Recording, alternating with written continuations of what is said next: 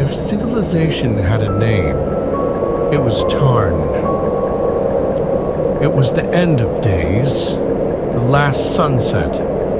The great city with its spires and minarets, its great temples and sumptuous palaces, knew not that it would never see the light of day again.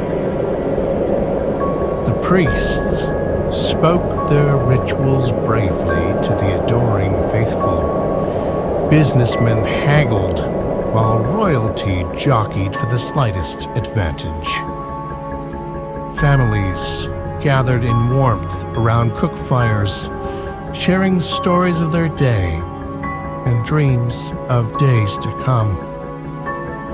Few looked up to the heavens. Few saw the dark, cresting clouds above, riding on the winds of ancient sorcery. The great city meant civilization, and civilization meant security until tonight. Thunder rumbled walls, shaking cookware in rattling pots. The sun gave a long, last gaze upon the city of Tarn and sank below the horizon. It was the watchman that saw it first, a great mass like a blight of dark smoke which slowly enveloped the plains below. These were the armies of the undead, those forever without eternal rest, torn from their slumber to serve again at the call of a bright queen. As the battle screams of revivified soldiers reached the town, the army scrambled forth in a wave of torches and yells, roused from their slumber to face an army of whom they knew not. The valiant protectors with their shield walls and knights knew only moments before they were trampled to the ground. It was a brief chaos, a pathetic last stand, as the sky began to weep rain and bolts of strange lightning. The shield walls were torn asunder by rotting hands, the knights dragged down to the mud by those who had lived centuries before. The flood of necromantic warriors continued towards the great walled city, unhindered by the slight delay. Ragged messengers reached Tarn from the front lines, bloodied and raving tales of an unstoppable army. The paladins were issued forth, and the reserve. Bells tolled around Tarn, yelling a warning to the great city. Invasion has come. Clutch your loved ones to you and take up arms. The black wave of screaming death slammed against the city walls. Archers emptied their quivers. Sorcerers threw their mighty spells in a cacophony of flaming destruction.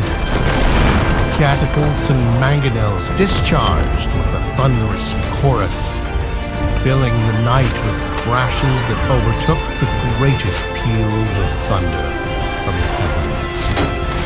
The paladins crumpled like paper before the onslaught of undead warriors, dying in the mud like the lowliest servant. The mighty spells, with their flashes of light and tearing destruction, barely slowed the dark sea of undead warriors.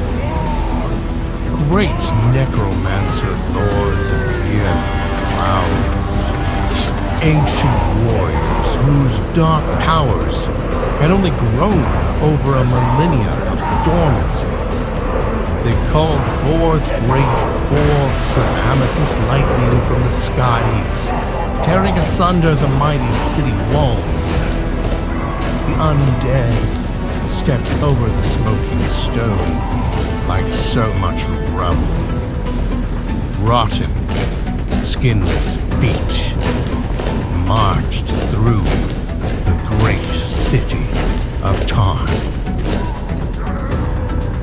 Princes and paupers alike took flight, filling their arms with their treasures or their children, stuffing bags with food and grabbing skins of water.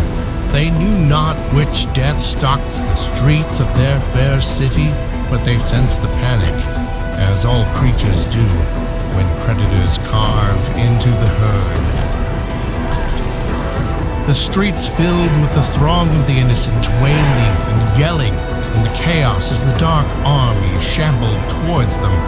The soldiers and the knights were torn asunder, with the sorcerers and paladins driven to the mud.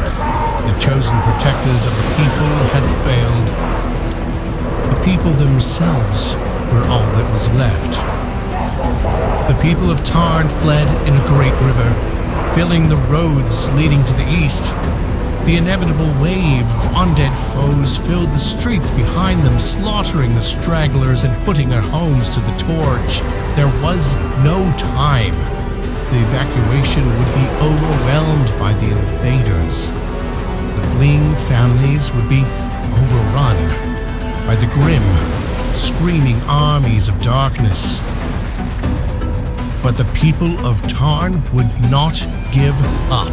They would not stand idly by while their friends and families were robbed of their chance of escape in life.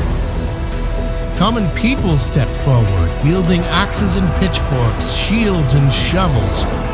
They were the fathers, the mothers, the sons, and the daughters. They were the priests and the merchants, the bakers and the mercenaries. They would die like the rest, but they would die saving those which they loved. The last battle of Tarn was short but fierce. The undead army was not halted, but slowed enough to allow the evacuation to complete. The people fled with their lives and meager possessions out into the plains. And in this way, the darkness overtook Tarn.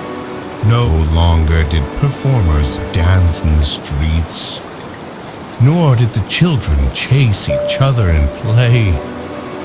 No longer did politicians bicker and lovers love. Civilization became a wasteland, a hollowed corpse, a skeleton to be picked over by crows. For, after all, this is the way of all civilizations. A temporary, a brief light in the void, a comforting flash of security, and then darkness, everlasting darkness, forevermore.